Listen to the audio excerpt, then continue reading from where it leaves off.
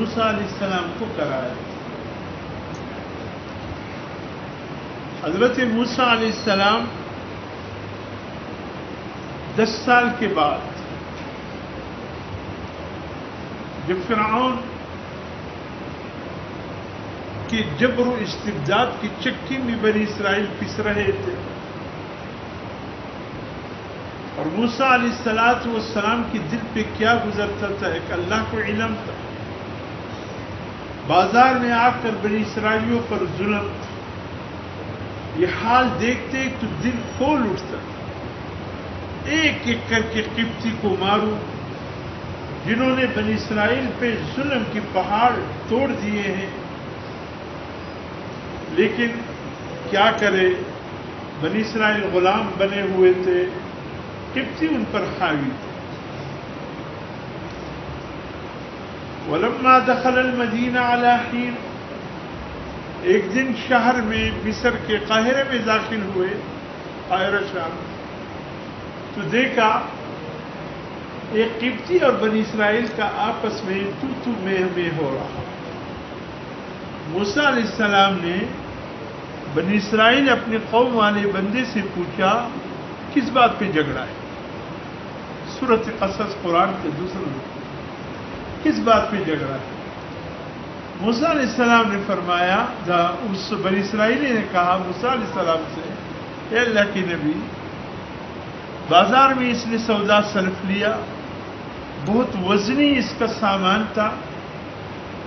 میں نے مجھ سے کہا کہ چلو میرے گھر تک پہنچا دو، میں تمہیں اس کے عوض میں کچھ دے دوں گا. میں نے ہمت کر کے اس کا سامان کندھوں پر رکھا، اتنا بھاری تھا کہ ابھی بھی میرے کندھوں پر زخم کے نشان. میں نے اس کے گھر تک جب پہنچایا، یہ گھر میں جانے لگا سامان اندر کر کے. میں نے کہا بھائی وہ میرا معاوضہ تو دے دو. کہا کس چیز کا معاوضہ؟ کہا جو آپ نے کہا تھا کہ سامان گھر تک پہنچا دو میں کچھ معاوضہ دوں گا. تو اس نے کہا خبردار، ایک تو غلام ہو اوپر سے معاوضے مانگ رہے، خبردار، کوئی کام نہیں. اس بات پہ جھگڑا تھا کہ موسیٰ علیہ السلام پہنچ گئے کہ بنی اسرائیلی اپنے حق کا مطالبہ کر رہا ہے، قبطی انکار کر رہا ہے.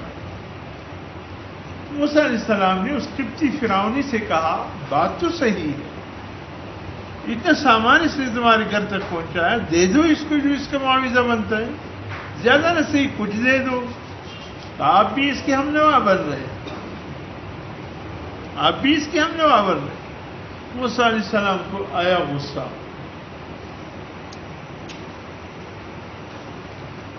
ھذا من شیعتہ وھذا عدوی، ایک اپنا ساتھی ہے، ایک دشمن کے قوم کا تھا. فاستغاثہ الذی من شیعتہ علی الذی عدوی، موسیٰ علیہ السلام نے مدد کی اپنی قوم کی بندے کی، اور اس قبطی کو ایک مکہ رسید کیا. اور پھر پیغمبر کا مکہ، اللہ رب العزت رسول صلی اللہ علیہ وسلم فرماتے ایک نبی کو اللہ نے 40 پہلوانوں کی طاقت دی ہوتی. 40 پہلوان ایک طرف، ایک نبی ایک طرف، کیونکہ وحی کی شدت کو وہ برداشت کر رہا ہے. قوت نہ ہو تو وحی کی شدت کو برداشت نہیں کر سکتا. موسیٰ علیہ السلام نے مکفر اٹھایا کہ ایک دفعہ اٹھے، وہ جو دیکھا فقضا ربہ، اس کا قضا آ چکا تھا رب کی جانب سے، وہ مر چکا تھا، ختم. موسیٰ علیہ السلام نے اس بنی اسرائیل سے کہا جاؤ گھر جاؤ، خود گھر آئے. ایک قبطی نے یہ ماجرا دیکھا. اگلے دن بات ہو رہا تھا کہ اس فرعونی کو کسی نے مارا. کس نے مارا؟ ایک شخص نے کہا اچھا تو ایسا تھا کہ اگلے دن پھر بنی اسرائیل، اسی بنی اسرائیل کے ایک اور سے جھگڑا چلنے لگا. موسیٰ علیہ السلام پھر کیا مسئلہ ہے؟ کہا وہی کل والا مسئلہ ہے، ابھی دوسرا معاوضہ نہیں دے رہا. موسیٰ علیہ السلام نے اپنے قوم کے آدمی سے کہا تم بھی شرری ہو، ہر ایک کے ساتھ تمہارا شر، جاؤ گھر کو. اس کو کہا کہ بڑے شر پسند ہو، دے دیتے ہو. کہ موسیٰ کل بھی تم نے ایک بندے کو مارا تھا، آج مجھے مارنے کا ارادہ ہے. بس بات پھیل گئی کہ کل جس بندے کو مارا گیا وہ تو موسیٰ نے مار دیا. فرعون کے پاس بات گئی، فوراً وارنٹ جاری ہو گئی. موسیٰ علیہ السلام نے کہا یا اللہ اب کہاں جاؤ؟ حیران تھا. بس جدھر کو ایک ملا قوم کے فرعون کے وزیروں میں ایک وزیر تھا جو موسیٰ علیہ السلام سے متاثر تھا. وہ عام راستے کی بجائے شارٹ کٹ گلیوں سے ہو کر موسیٰ تک پہنچا. اے موسیٰ، فرعون نے فیصلہ کیے تجھے گرفتار کرنے کا اور مارنے کا. آپ کے گرفتار کرنے کے لیے پولیس چل پڑے. کہا کیا کروں؟ کہا بھاگ جاؤ، مصر کو چھوڑ دو.